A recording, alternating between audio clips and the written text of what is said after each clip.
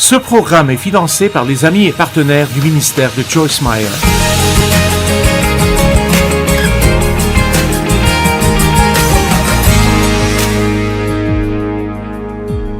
Je veux que nous regardions 2 Pierre, chapitre 1, versets 3 à 8. J'ai vraiment senti que c'était ce que j'étais censé enseigner ici. Pas seulement ici pour vous, mais pour beaucoup de gens. Cela sera diffusé à la télévision au bon moment. Je pensais beaucoup récemment à la maîtrise de soi. Et je peux vous dire que chaque jour de notre vie, nous devons dire non à quelque chose que nous aimerions faire. Et oui, à quelque chose que nous préférerions ne pas faire. Amen. Et ça ne s'arrêtera jamais. Ce sera comme ça tous les jours, le reste de votre vie. Mais la discipline et la maîtrise de soi sont en réalité de bons amis que Dieu nous a donnés. La maîtrise de soi est un fruit de l'esprit. Et c'est en fait le dernier sur la liste. La liste commence par l'amour et la joie, la paix, et finit par la maîtrise de soi. Et je pense que c'est intéressant. Je les appelle comme les 2 serres-livres du fruit de l'esprit. Ils proviennent tous de l'amour, mais ils sont maintenus en place par la maîtrise de soi. Vous ne pouvez pas être gentil et vous ne pouvez pas être humble si vous n'avez pas la maîtrise de soi. Et j'entends souvent les gens dire, et peut-être même que vous dites ceci, vous savez, je ne suis pas discipliné. Je ne peux pas simplement me contrôler dans ce domaine. Et ce n'est absolument pas vrai, à 100% pas vrai. Et vous devez arrêter de dire cela. Allez, ne me faites pas tout dire 3 fois.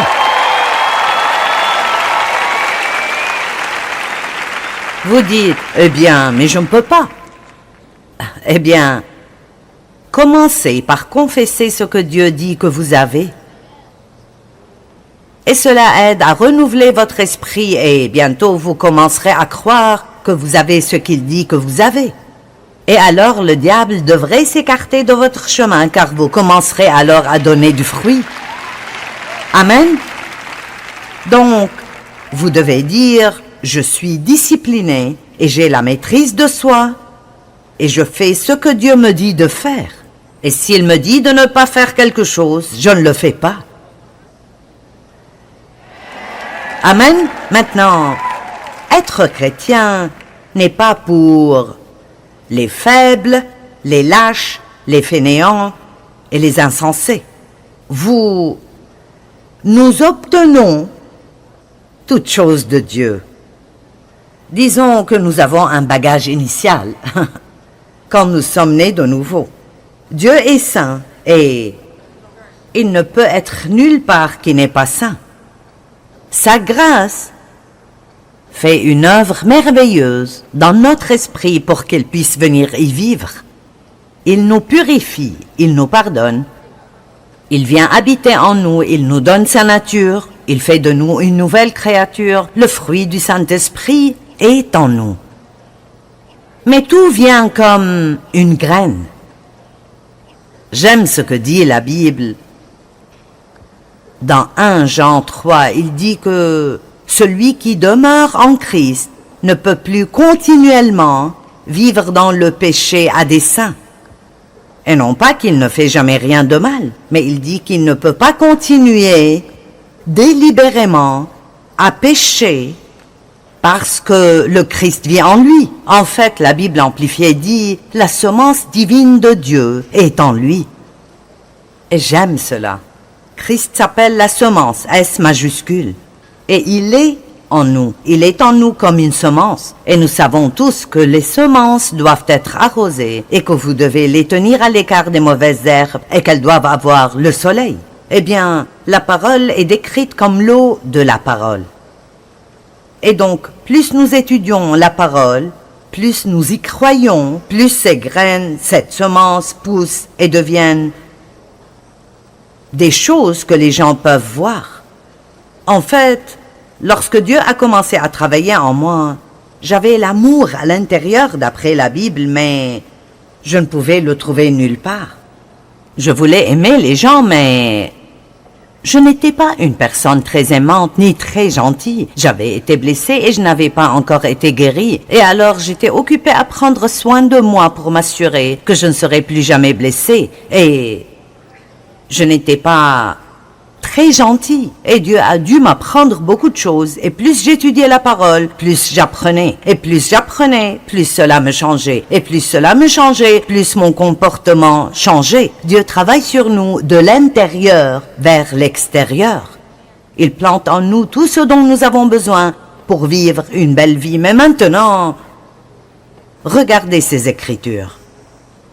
2 Pierre, chapitre 1. En commençant au verset 3. Comme sa divine puissance nous a donné toutes choses, dites toutes choses, qui contribuent à la vie et à la piété, au moyen de la connaissance de celui qui nous a appelés par sa propre gloire et par sa vertu. Eh bien, je pourrais prêcher sur cette phrase toute la nuit. Nous sommes appelés à être des personnes excellentes avec un comportement excellent qui traitent les gens de manière excellente et mènent une vie excellente. Pas bâclée, pas paresseuse, pas indisciplinée, mais excellente. Et il dit qu'ils sont appelés à la gloire. Vous savez, nous ne savons pas ce que le mot gloire signifie. Le mot gloire signifie la manifestation de toutes les excellences de notre Dieu. Donc, Dieu nous a donné toutes ces choses comme un don qui maintient la vie et la piété. À travers sa connaissance, vous devez savoir ce que vous avez, même si vous ne le réalisez pas. Il nous a appelés à sa propre gloire et sa propre excellence. Maintenant, une personne excellente fait toujours un effort supplémentaire. Il ne fait jamais le moins qu'il puisse faire. Il fait toujours le plus qu'il puisse faire. Une personne excellente tient toujours parole.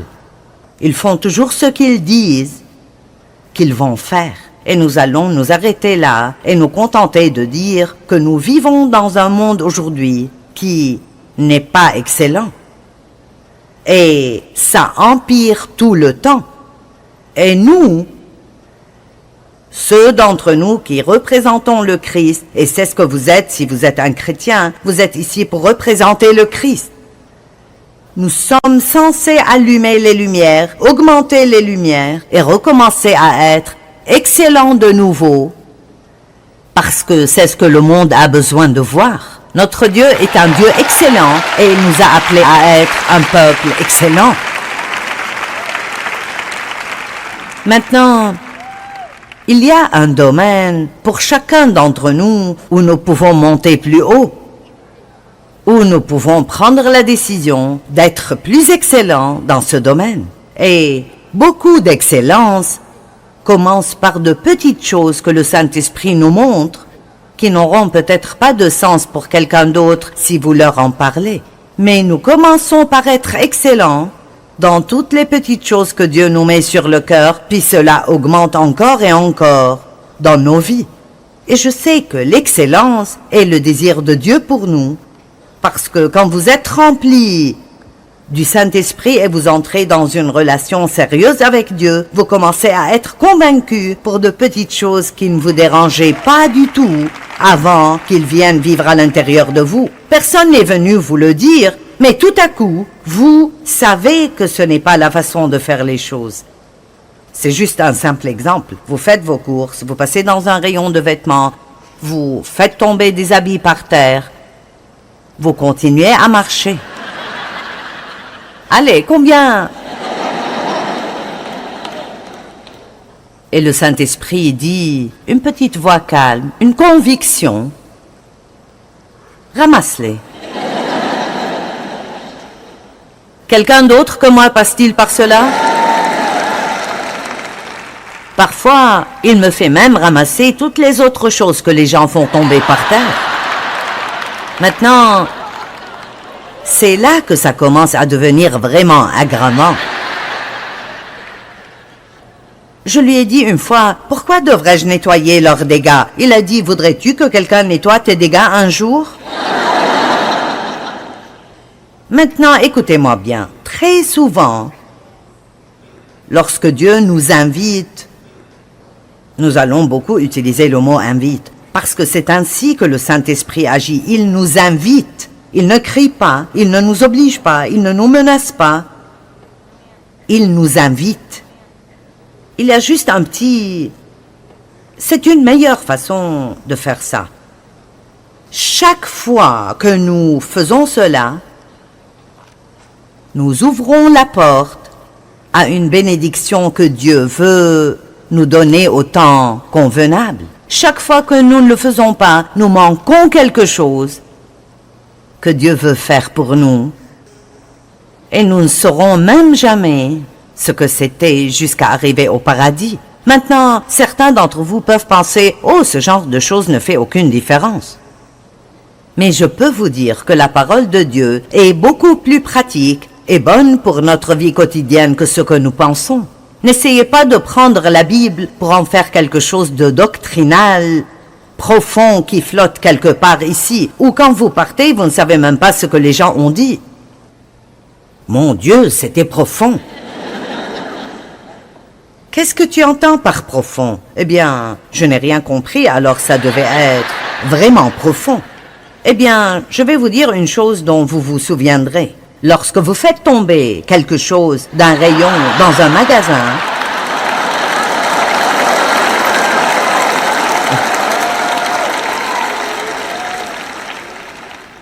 ramassez-le et remettez-le là où il était. Amen. Ce n'est qu'un exemple, mais combien d'entre vous sont d'accord pour dire que si vous n'êtes pas excellent dans les petites choses, quand personne ne regarde, c'est ici que le caractère est testé. Ce n'est pas ce que vous faites le dimanche devant vos amis chrétiens. Si vous voulez savoir qui est un vrai chrétien, allez voir chez eux. Mais voici l'essentiel. Nous devons avoir une crainte et un respect révérentiel. Parce que Dieu nous regarde tout le temps. Et je ne parle pas d'avoir peur de Dieu. Dieu nous aime, il ne veut pas nous faire de mal. Mais si nous voulons vraiment vivre pour lui plaire, ayons alors une certaine crainte révérentielle de ne pas lui faire plaisir. Et donc, s'il me pousse à faire quelque chose, la Bible nous dit de ne pas faire ce qui est juste pour plaire aux gens, mais pour plaire à Dieu. Nous avons des employés formidables, et je ne veux pas dire cela pour les dénigrer, mais c'est drôle que si je marche dans un département et 4 ou 5 personnes sont rassemblées à discuter, je suis étonnée de la façon dont elles se dispersent quand j'entre. Et comme je l'ai dit, ils sont géniaux. Ça ne me dérange pas qu'ils aient une conversation. Mais si vous passez votre temps à surfer l'Internet, vous faites des choses personnelles et votre patron passe, vous vous arrêtez. Mais Dieu vous voit quand même. Je suis très sérieuse à ce sujet. Il ne s'agit pas simplement d'aller à quelques réunions, d'acheter quelques livres chrétiens et d'avoir un autocollant sur votre voiture. C'est comme cela que vous vivez lorsque personne ne vous voit excepté Dieu.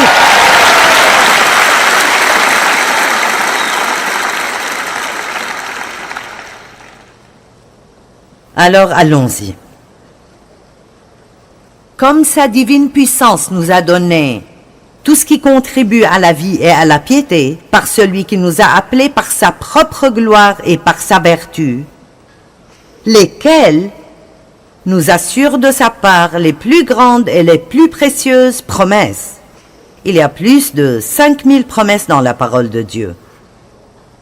Afin que, par ces promesses, vous deveniez vous-même participants de la nature divine, en fuyant la corruption qui existe dans le monde à cause des mauvais désirs.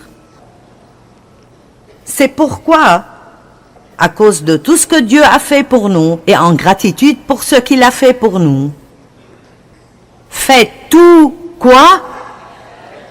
Quoi? Les efforts? Qui voudrait faire un effort? Je veux dire, j'ai prié et j'ai demandé à Dieu de faire cela pour moi.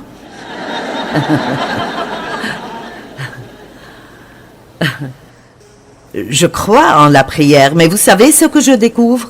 De plus en plus, je réalise que lorsque je prie et demande à Dieu de m'aider, il me montre généralement quelque chose à faire. Pas tout le temps, parfois je ne peux rien faire, mais parfois je dis « Oh Dieu, je suis si fatigué tout le temps, Dieu, s'il te plaît, guéris-moi. » Eh bien, va au lit et dors un peu.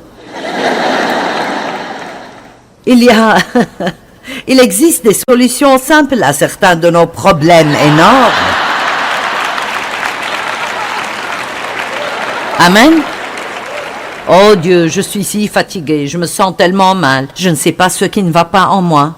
Ne mangez pas 1 kilo de sucre tous les jours. D'accord, je passe à autre chose. C'est pourquoi faites tous les efforts pour joindre à votre foi la vertu. Maintenant, la vertu veut dire le caractère chrétien. Ça veut dire le développement du caractère chrétien. Pour joindre à votre foi la vertu, à la vertu la science, à la science la maîtrise de soi, à la maîtrise de soi la patience. La patience est synonyme de persévérance. C'est de dire que vous pouvez persévérer quand les choses sont difficiles aussi longtemps qu'il le faut, et cela a besoin de maîtrise de soi. Quiconque vit d'après ce qu'il ressent quand les choses deviennent difficiles, il laissera tomber. À la maîtrise de soi la patience, à la patience la piété, à la piété l'amour fraternel, à l'amour fraternel la charité. Vous voyez, le but de Dieu pour nous est de marcher dans l'amour. C'est là le but de la parole de Dieu, c'est que nous apprenions à aimer comme Dieu aime, à aimer inconditionnellement. Et l'amour est un effort, il vous coûtera toujours quelque chose. C'est facile d'aimer des personnes faciles à aimer. Mais Dieu nous demande d'aimer des personnes difficiles à aimer. Et ils ne sont pas faciles à aimer car ils n'ont pas été aimés, ils ont été blessés et ils ont besoin de voir l'amour de Dieu. Et ils ne vont pas le voir à moins qu'un chrétien ne le leur montre.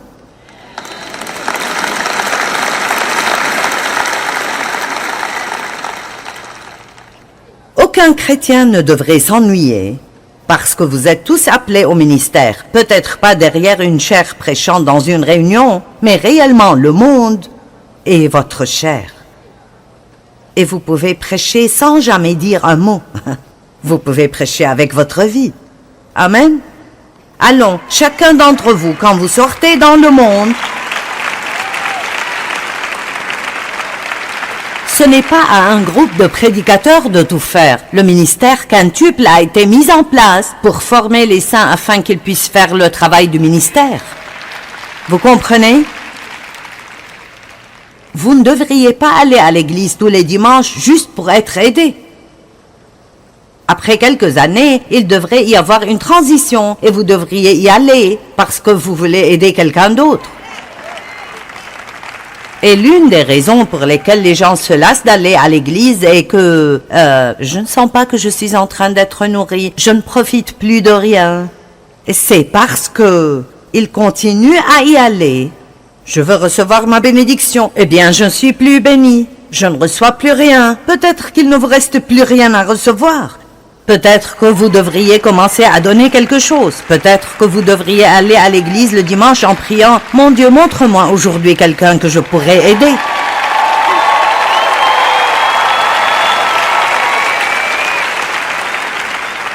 Ne restez pas assis avec tous vos amis. Trouvez quelqu'un qui a l'air solitaire, qui ne connaît personne et asseyez-vous à côté de lui. Faites un petit effort. Oh, voici encore ce mot, effort. Proverbe 16, 32. Celui qui est lent à la colère vaut mieux qu'un héros, et celui qui est maître de lui-même que celui qui prend des villes entières.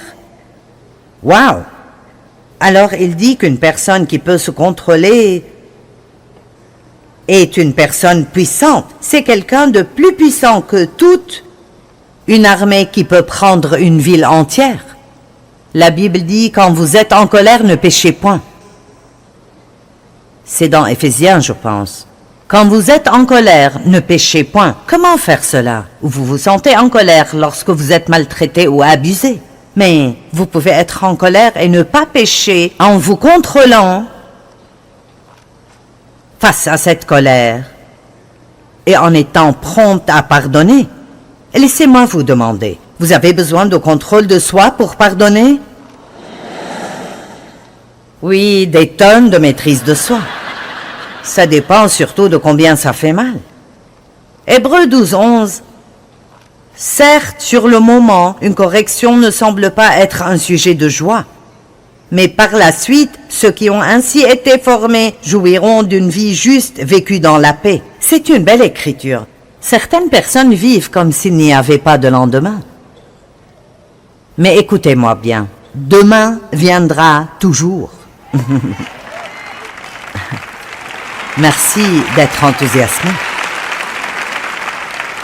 Et si vous ne choisissez pas d'agir correctement aujourd'hui, vous n'aimerez pas demain. Alors, tant de fois, nous arrivons à un moment de notre vie où il semble que tout s'effondre. Et nous voulons blâmer le diable et le réprimander, et il est la cause fondamentale de tous nos problèmes. Mais la Bible dit, résistez au diable. Cela prend de la maîtrise de soi. Il le dit 2 fois. Il le dit dans Jacques et il le dit dans Pierre. Résistez au diable. Soumettez-vous à Dieu. Résistez au diable et il fuira. Le diable rôde comme un lion affamé, rugissant, cherchant qui il dévorera. Résistez avec persévérance. Nous lui résistons. Nous résistons à la tentation de ne pas faire ce qui est bien. Et ensuite, nous serons heureux quand plus tard viendra. Plus tard. J'aime les gens qui investissent maintenant pour plus tard. Investissez maintenant pour plus tard. Amen. Il y a des parieurs dans le corps du Christ et des investisseurs. Et quand je parle de parieurs, je ne parle pas de quelqu'un qui va au casino tous les soirs. Je parle des personnes qui font la mauvaise chose en espérant être la seule personne qui s'en sortira et obtiendra un bon résultat. Ils jouent. Je peux faire ce qui est mauvais tout en ayant une belle vie et un bon résultat. Mais il y a aussi les investisseurs qui souffrent un peu maintenant. Ils disent non à leur chair et souffrent un peu de ce côté, car ils savent que s'ils investissent maintenant, cela donnera des résultats plus tard. Amen.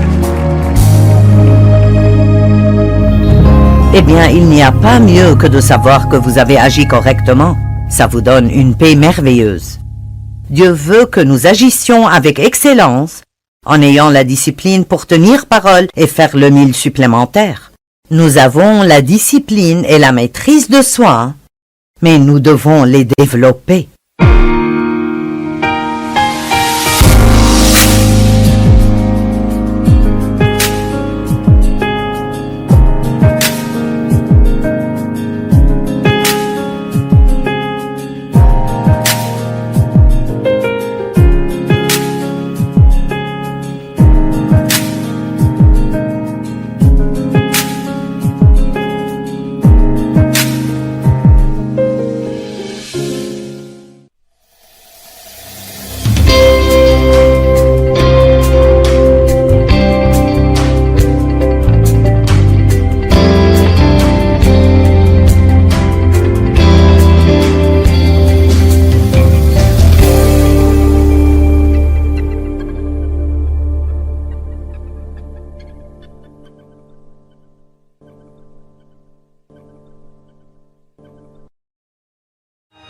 Ce programme est financé par les amis et partenaires du ministère de Joyce Meyer.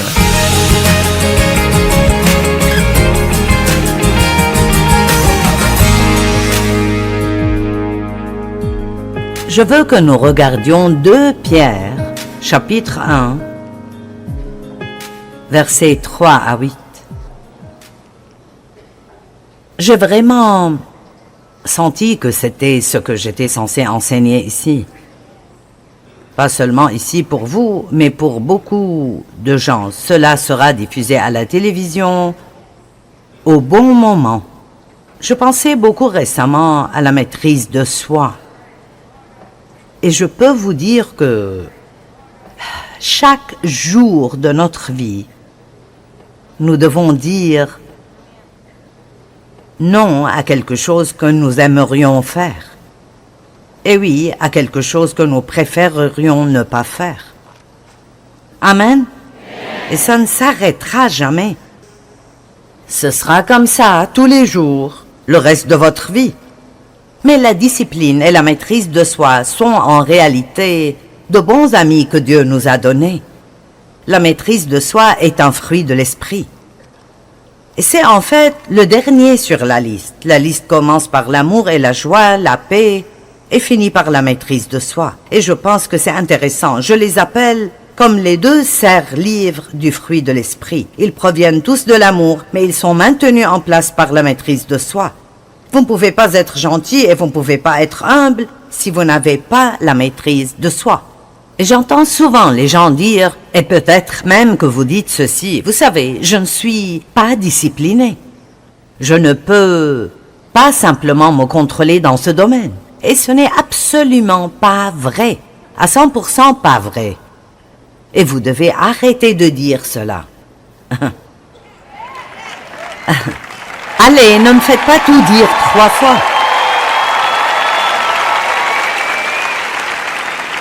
Vous dites, eh bien, mais je ne peux pas. Eh bien, commencez par confesser ce que Dieu dit que vous avez. Et cela aide à renouveler votre esprit et bientôt vous commencerez à croire que vous avez ce qu'il dit que vous avez. Et alors le diable devrait s'écarter de votre chemin car vous commencerez alors à donner du fruit. Amen. Donc, vous devez dire, je suis discipliné et j'ai la maîtrise de soi et je fais ce que Dieu me dit de faire. Et s'il me dit de ne pas faire quelque chose, je ne le fais pas. Amen. Maintenant, être chrétien n'est pas pour les faibles, les lâches, les fainéants et les insensés. Nous obtenons toutes choses de Dieu. Disons que nous avons un bagage initial quand nous sommes nés de nouveau. Dieu est saint et il ne peut être nulle part qui n'est pas saint. Sa grâce fait une œuvre merveilleuse dans notre esprit pour qu'il puisse venir y vivre. Il nous purifie, il nous pardonne, il vient habiter en nous, il nous donne sa nature, il fait de nous une nouvelle créature, le fruit du Saint-Esprit est en nous. Mais tout vient comme une graine. J'aime ce que dit la Bible.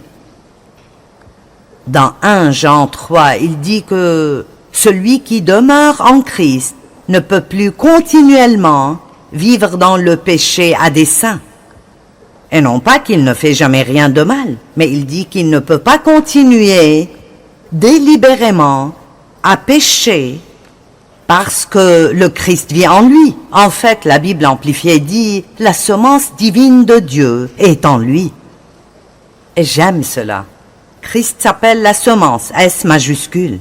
Et il est en nous. Il est en nous comme une semence. Et nous savons tous que les semences doivent être arrosées et que vous devez les tenir à l'écart des mauvaises herbes et qu'elles doivent avoir le soleil. Eh bien, la parole est décrite comme l'eau de la parole. Et donc, plus nous étudions la parole, plus nous y croyons, plus ces graines, cette semence poussent et deviennent des choses que les gens peuvent voir. En fait, lorsque Dieu a commencé à travailler en moi, J'avais l'amour à l'intérieur d'après la Bible, mais je ne pouvais le trouver nulle part. Je voulais aimer les gens, mais je n'étais pas une personne très aimante ni très gentille. J'avais été blessée et je n'avais pas encore été guérie. Et alors j'étais occupée à prendre soin de moi pour m'assurer que je ne serais plus jamais blessée. Et je n'étais pas très gentille. Et Dieu a dû m'apprendre beaucoup de choses. Et plus j'étudiais la parole, plus j'apprenais. Et plus j'apprenais, plus cela me changeait. Et plus cela me changeait, plus mon comportement changeait. Dieu travaille sur nous de l'intérieur vers l'extérieur. Il plante en nous tout ce dont nous avons besoin pour vivre une belle vie. Mais maintenant, regardez ces Écritures. 2 Pierre, chapitre 1. En commençant au verset 3. Comme sa divine puissance nous a donné toutes choses, dites toutes choses, qui contribuent à la vie et à la piété, au moyen de la connaissance de celui qui nous a appelés par sa propre gloire et par sa vertu. Eh bien, je pourrais prêcher sur cette phrase toute la nuit. Nous sommes appelés à être des personnes excellentes, avec un comportement excellent, qui traitent les gens de manière excellente et mènent une vie excellente. Pas bâclée, pas paresseuse, pas indisciplinée, mais excellente. Et il dit qu'ils sont appelés à la gloire. Vous savez, nous ne savons pas ce que le mot gloire signifie. Le mot gloire signifie la manifestation de toutes les excellences de notre Dieu. Donc, Dieu nous a donné toutes ces choses comme un don qui maintient la vie et la piété. À travers sa connaissance, vous devez savoir ce que vous avez, même si vous ne le réalisez pas. Il nous a appelés à sa propre gloire et sa propre excellence. Maintenant, une personne excellente fait toujours un effort supplémentaire. Il ne fait jamais le moins qu'il puisse faire. Il fait toujours le plus qu'il puisse faire. Une personne excellente tient toujours parole. Ils font toujours ce qu'ils disent qu'ils vont faire. Et nous allons nous arrêter là et nous contenter de dire que nous vivons dans un monde aujourd'hui qui n'est pas excellent. Et ça empire tout le temps. Et nous, ceux d'entre nous qui représentons le Christ, et c'est ce que vous êtes si vous êtes un chrétien, vous êtes ici pour représenter le Christ. Nous sommes censés allumer les lumières, augmenter les lumières et recommencer à être excellents de nouveau, parce que c'est ce que le monde a besoin de voir. Notre Dieu est un Dieu excellent et il nous a appelés à être un peuple excellent. Maintenant, il y a un domaine pour chacun d'entre nous où nous pouvons monter plus haut, où nous pouvons prendre la décision d'être plus excellents dans ce domaine. Et beaucoup d'excellence commence par de petites choses que le Saint-Esprit nous montre, qui n'auront peut-être pas de sens pour quelqu'un d'autre si vous leur en parlez. Mais nous commençons par être excellents dans toutes les petites choses que Dieu nous met sur le cœur, puis cela augmente encore et encore dans nos vies. Et je sais que l'excellence est le désir de Dieu pour nous, parce que quand vous êtes remplis du Saint-Esprit et vous entrez dans une relation sérieuse avec Dieu, vous commencez à être convaincus pour de petites choses qui ne vous dérangeaient pas du tout avant qu'ils viennent vivre à l'intérieur de vous. Personne n'est venu vous le dire, mais tout à coup, vous savez que ce n'est pas la façon de faire les choses. C'est juste un simple exemple. Vous faites vos courses, vous passez dans un rayon de vêtements, vous faites tomber des habits par terre, vous continuez à marcher. Allez, combien?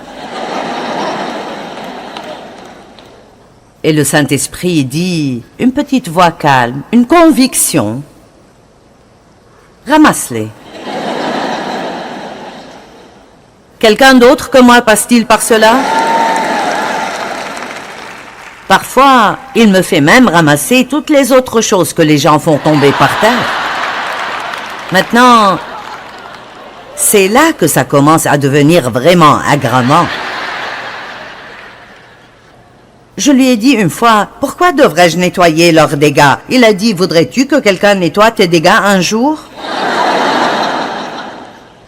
Maintenant, écoutez-moi bien. Très souvent, lorsque Dieu nous invite, nous allons beaucoup utiliser le mot « invite », parce que c'est ainsi que le Saint-Esprit agit. Il nous invite. Il ne crie pas, il ne nous oblige pas, il ne nous menace pas.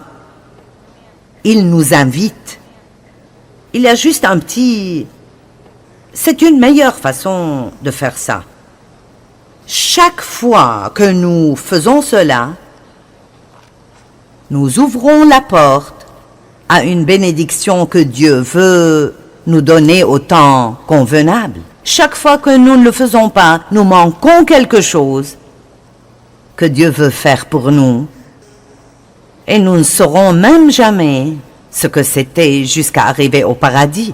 Maintenant, certains d'entre vous peuvent penser « Oh, ce genre de choses ne fait aucune différence. » Mais je peux vous dire que la parole de Dieu est beaucoup plus pratique et bonne pour notre vie quotidienne que ce que nous pensons. N'essayez pas de prendre la Bible pour en faire quelque chose de doctrinal, profond, qui flotte quelque part ici, ou quand vous partez, vous ne savez même pas ce que les gens ont dit. Mon Dieu, c'était profond. Qu'est-ce que tu entends par profond? Eh bien, je n'ai rien compris, alors ça devait être vraiment profond. Eh bien, je vais vous dire une chose dont vous vous souviendrez. Lorsque vous faites tomber quelque chose d'un rayon dans un magasin,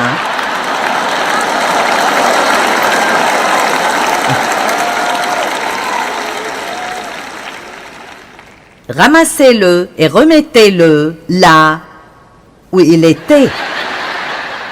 Amen. Ce n'est qu'un exemple, mais combien d'entre vous sont d'accord pour dire que si vous n'êtes pas excellent dans les petites choses, quand personne ne regarde, c'est ici que le caractère est testé. Ce n'est pas ce que vous faites le dimanche devant vos amis chrétiens. Si vous voulez savoir qui est un vrai chrétien, allez voir chez eux. Mais voici l'essentiel. Nous devons avoir une crainte et un respect révérentiel. Parce que Dieu nous regarde tout le temps. Et je ne parle pas d'avoir peur de Dieu. Dieu nous aime, il ne veut pas nous faire de mal. Mais si nous voulons vraiment vivre pour lui plaire, ayons alors une certaine crainte révérentielle de ne pas lui faire plaisir. Et donc, s'il me pousse à faire quelque chose, la Bible nous dit de ne pas faire ce qui est juste pour plaire aux gens, mais pour plaire à Dieu. Nous avons des employés formidables, et je ne veux pas dire cela pour les dénigrer, mais c'est drôle que si je marche dans un département et 4 ou 5 personnes sont rassemblées à discuter, je suis étonnée de la façon dont elles se dispersent quand j'entre. Et comme je l'ai dit, ils sont géniaux. Ça ne me dérange pas qu'ils aient une conversation. Mais si vous passez votre temps à surfer l'Internet, vous faites des choses personnelles et votre patron passe, vous vous arrêtez. Mais Dieu vous voit quand même. Je suis très sérieuse à ce sujet. Il ne s'agit pas simplement d'aller à quelques réunions, d'acheter quelques livres chrétiens et d'avoir un autocollant sur votre voiture. C'est comme cela que vous vivez lorsque personne ne vous voit excepté Dieu.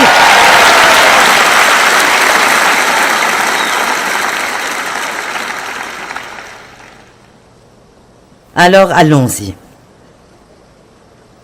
Comme sa divine puissance nous a donné tout ce qui contribue à la vie et à la piété, par celui qui nous a appelés par sa propre gloire et par sa vertu, lesquels nous assurent de sa part les plus grandes et les plus précieuses promesses. Il y a plus de 5000 promesses dans la parole de Dieu. Afin que, par ces promesses, vous deveniez vous-même participants de la nature divine, en fuyant la corruption qui existe dans le monde à cause des mauvais désirs. C'est pourquoi, à cause de tout ce que Dieu a fait pour nous et en gratitude pour ce qu'il a fait pour nous, faites tout quoi? Quoi? Les efforts? Qui voudrait faire un effort? Je veux dire, j'ai prié et j'ai demandé à Dieu de faire cela pour moi.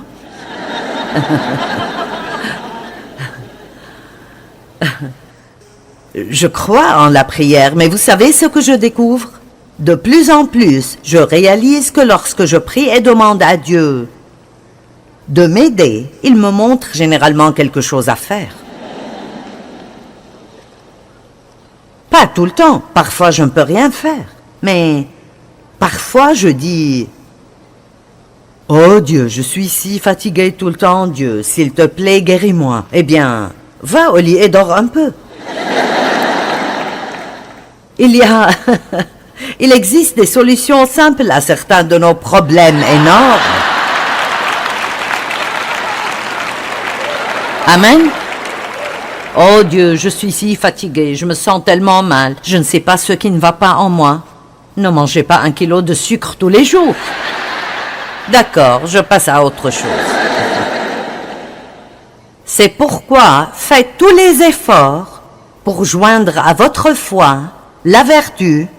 Maintenant, la vertu veut dire le caractère chrétien. Ça veut dire le développement du caractère chrétien. Pour joindre à votre foi la vertu, à la vertu la science, à la science la maîtrise de soi, à la maîtrise de soi la patience. La patience est synonyme de persévérance.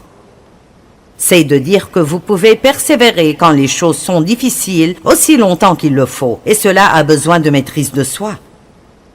Quiconque vit d'après ce qu'il ressent quand les choses deviennent difficiles, il laissera tomber. À la maîtrise de soi la patience, à la patience la piété, à la piété l'amour fraternel, à l'amour fraternel la charité. Vous voyez, le but de Dieu pour nous est de marcher dans l'amour. C'est là le but de la parole de Dieu, c'est que nous apprenions à aimer comme Dieu aime, à aimer inconditionnellement. Et l'amour est un effort, il vous coûtera toujours quelque chose. C'est facile d'aimer des personnes faciles à aimer. Mais Dieu nous demande d'aimer des personnes difficiles à aimer. Et ils ne sont pas faciles à aimer car ils n'ont pas été aimés, ils ont été blessés et ils ont besoin de voir l'amour de Dieu. Et ils ne vont pas le voir à moins qu'un chrétien ne le leur montre.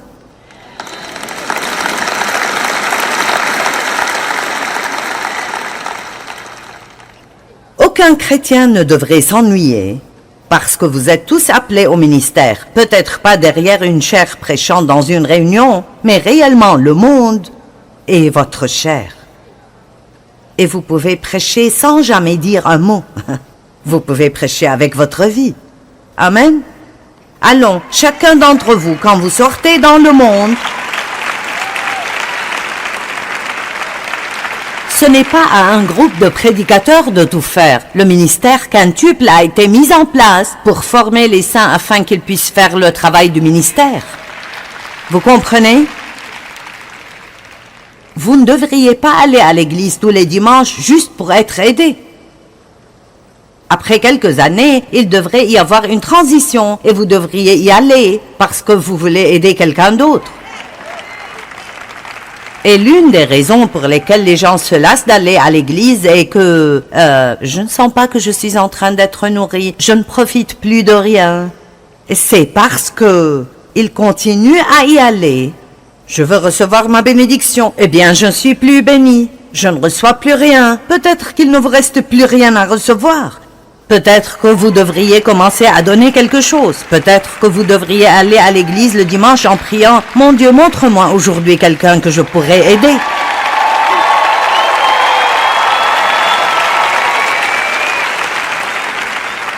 Ne restez pas assis avec tous vos amis. Trouvez quelqu'un qui a l'air solitaire, qui ne connaît personne, et asseyez-vous à côté de lui. Faites un petit effort. Oh, voici encore ce mot, effort. Proverbe 16, 32. Celui qui est lent à la colère vaut mieux qu'un héros, et celui qui est maître de lui-même que celui qui prend des villes entières. Wow! Alors il dit qu'une personne qui peut se contrôler est une personne puissante. C'est quelqu'un de plus puissant que toute une armée qui peut prendre une ville entière. La Bible dit, quand vous êtes en colère, ne péchez point. C'est dans Éphésiens, je pense. Quand vous êtes en colère, ne péchez point. Comment faire cela? Vous vous sentez en colère lorsque vous êtes maltraité ou abusé. Mais vous pouvez être en colère et ne pas pécher en vous contrôlant face à cette colère et en étant prompte à pardonner. Et laissez-moi vous demander, vous avez besoin de contrôle de soi pour pardonner? Oui, des tonnes de maîtrise de soi. Ça dépend surtout de combien ça fait mal. Hébreux 12, 11. Certes, sur le moment, une correction ne semble pas être un sujet de joie. Mais par la suite, ceux qui ont ainsi été formés jouiront d'une vie juste vécue dans la paix. C'est une belle écriture. Certaines personnes vivent comme s'il n'y avait pas de lendemain. Mais écoutez-moi bien, demain viendra toujours.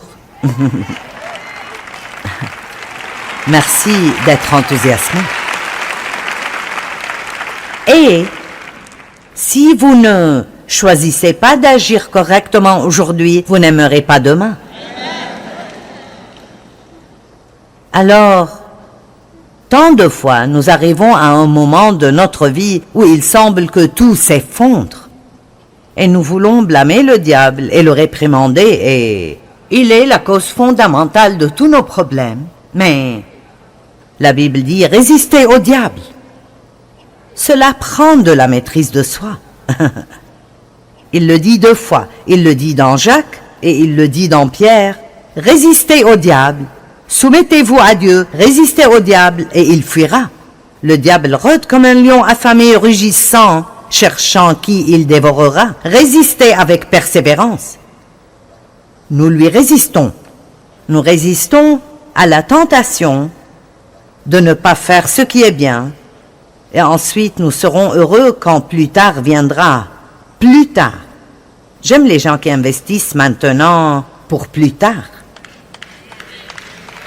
Investissez maintenant pour plus tard. Amen.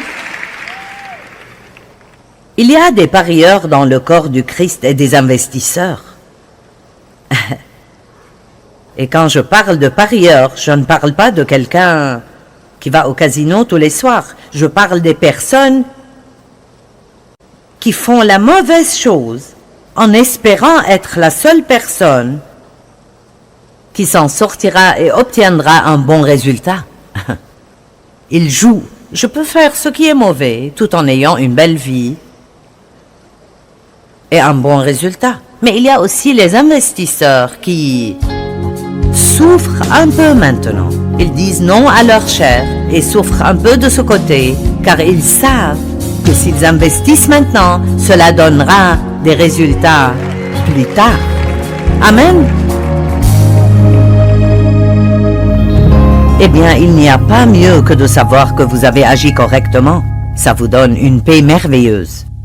Dieu veut que nous agissions avec excellence, en ayant la discipline pour tenir parole et faire le 1000 supplémentaire. Nous avons la discipline et la maîtrise de soi, mais nous devons les développer.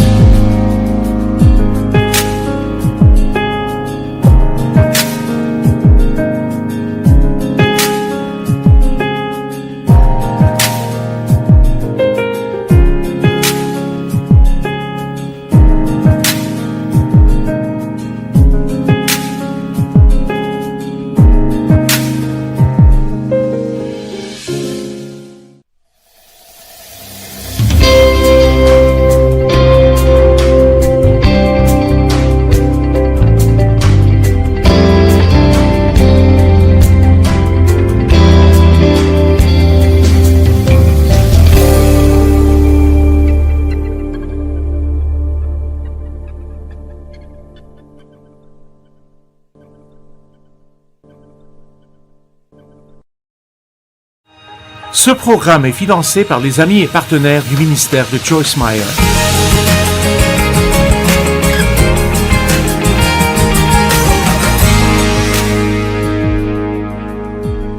Je veux que nous regardions 2 Pierre, chapitre 1, versets 3 à 8. J'ai vraiment senti que c'était ce que j'étais censé enseigner ici. Pas seulement ici pour vous, mais pour beaucoup de gens. Cela sera diffusé à la télévision au bon moment. Je pensais beaucoup récemment à la maîtrise de soi.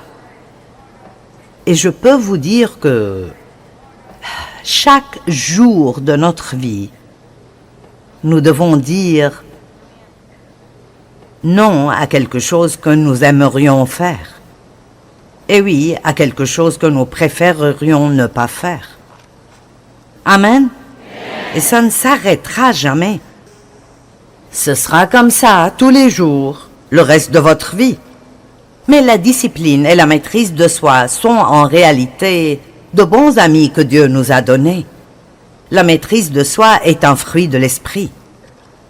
Et c'est en fait le dernier sur la liste. La liste commence par l'amour et la joie, la paix, et finit par la maîtrise de soi. Et je pense que c'est intéressant. Je les appelle comme les 2 serres-livres du fruit de l'esprit. Ils proviennent tous de l'amour, mais ils sont maintenus en place par la maîtrise de soi.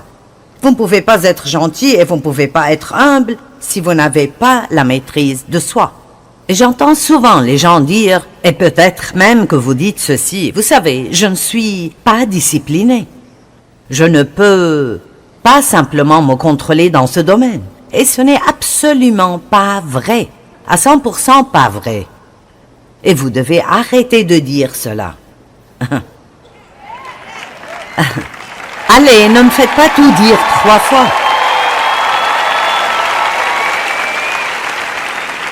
Vous dites, eh bien, mais je ne peux pas. Eh bien, commencez par confesser ce que Dieu dit que vous avez. Et cela aide à renouveler votre esprit et bientôt vous commencerez à croire que vous avez ce qu'il dit que vous avez.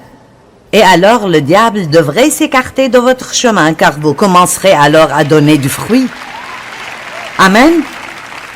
Donc, vous devez dire, je suis discipliné et j'ai la maîtrise de soi et je fais ce que Dieu me dit de faire. Et s'il me dit de ne pas faire quelque chose, je ne le fais pas. Amen. Maintenant, être chrétien n'est pas pour les faibles, les lâches, les fainéants et les insensés. Nous obtenons toutes choses de Dieu. Disons que nous avons un bagage initial quand nous sommes nés de nouveau. Dieu est saint et il ne peut être nulle part qui n'est pas saint. Sa grâce fait une œuvre merveilleuse dans notre esprit pour qu'il puisse venir y vivre. Il nous purifie, il nous pardonne, il vient habiter en nous, il nous donne sa nature, il fait de nous une nouvelle créature, le fruit du Saint-Esprit est en nous. Mais tout vient comme une graine. J'aime ce que dit la Bible. Dans 1 Jean 3, il dit que celui qui demeure en Christ ne peut plus continuellement vivre dans le péché à dessein. Et non pas qu'il ne fait jamais rien de mal, mais il dit qu'il ne peut pas continuer délibérément à pécher parce que le Christ vit en lui. En fait, la Bible amplifiée dit « La semence divine de Dieu est en lui ». Et j'aime cela. Christ s'appelle la semence, S majuscule. Et il est en nous. Il est en nous comme une semence. Et nous savons tous que les semences doivent être arrosées et que vous devez les tenir à l'écart des mauvaises herbes et qu'elles doivent avoir le soleil. Eh bien, la parole est décrite comme l'eau de la parole. Et donc, plus nous étudions la parole, plus nous y croyons, plus ces graines, cette semence poussent et deviennent des choses que les gens peuvent voir. En fait, lorsque Dieu a commencé à travailler en moi, J'avais l'amour à l'intérieur d'après la Bible, mais je ne pouvais le trouver nulle part. Je voulais aimer les gens, mais je n'étais pas une personne très aimante ni très gentille. J'avais été blessée et je n'avais pas encore été guérie. Et alors j'étais occupée à prendre soin de moi pour m'assurer que je ne serais plus jamais blessée. Et je n'étais pas très gentille. Et Dieu a dû m'apprendre beaucoup de choses. Et plus j'étudiais la parole, plus j'apprenais. Et plus j'apprenais, plus cela me changeait. Et plus cela me changeait, plus mon comportement changeait. Dieu travaille sur nous de l'intérieur vers l'extérieur. Il plante en nous tout ce dont nous avons besoin pour vivre une belle vie. Mais maintenant, regardez ces Écritures. 2 Pierre, chapitre 1. En commençant au verset 3.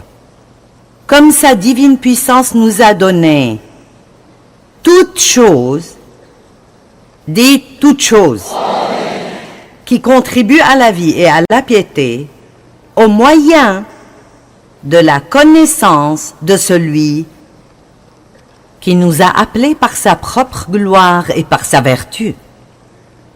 Eh bien, je pourrais prêcher sur cette phrase toute la nuit.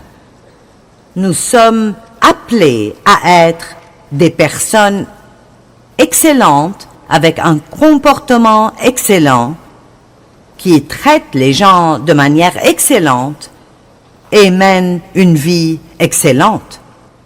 Pas bâclée, pas paresseuse, pas indisciplinée, mais excellente. Et il dit qu'ils sont appelés à la gloire. Vous savez, nous ne savons pas ce que le mot gloire signifie. Le mot gloire signifie la manifestation de toutes les excellences de notre Dieu. Donc, Dieu nous a donné toutes ces choses comme un don qui maintient la vie et la piété. À travers sa connaissance, vous devez savoir ce que vous avez, même si vous ne le réalisez pas. Il nous a appelés à sa propre gloire et sa propre excellence. Maintenant, une personne excellente fait toujours un effort supplémentaire. Il ne fait jamais le moins qu'il puisse faire. Il fait toujours le plus qu'il puisse faire. Une personne excellente tient toujours parole. Ils font toujours ce qu'ils disent qu'ils vont faire. Et nous allons nous arrêter là et nous contenter de dire que nous vivons dans un monde aujourd'hui qui n'est pas excellent. Et ça empire tout le temps.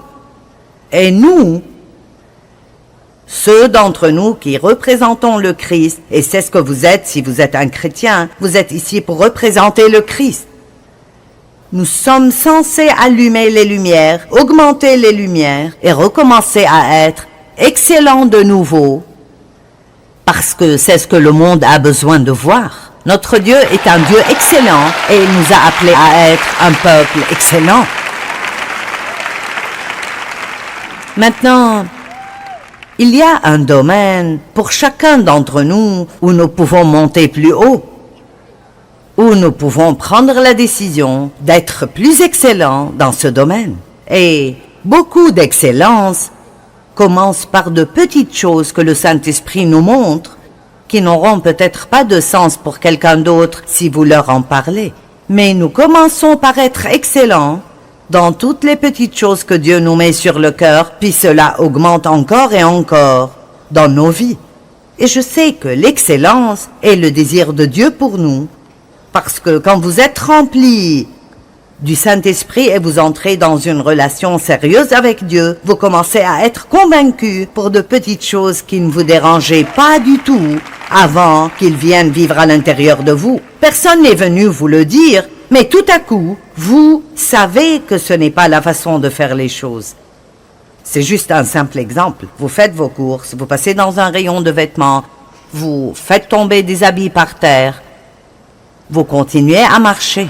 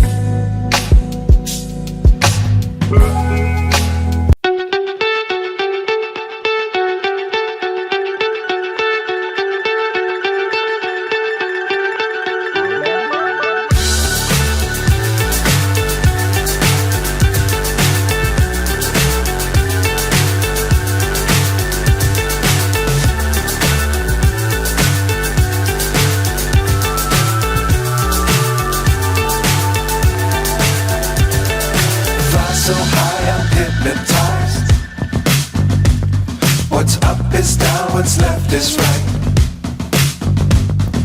Chasing stars and holding you. I can't see the end, but we'll see it through.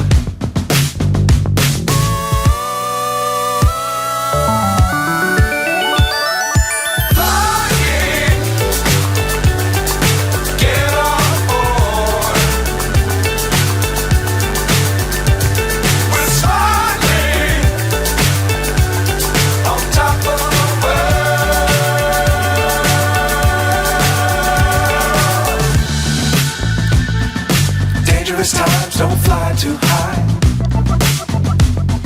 Be sure to keep the ground in sight. Fly forever if you keep it tight. Love the world but keep the sky on your mind.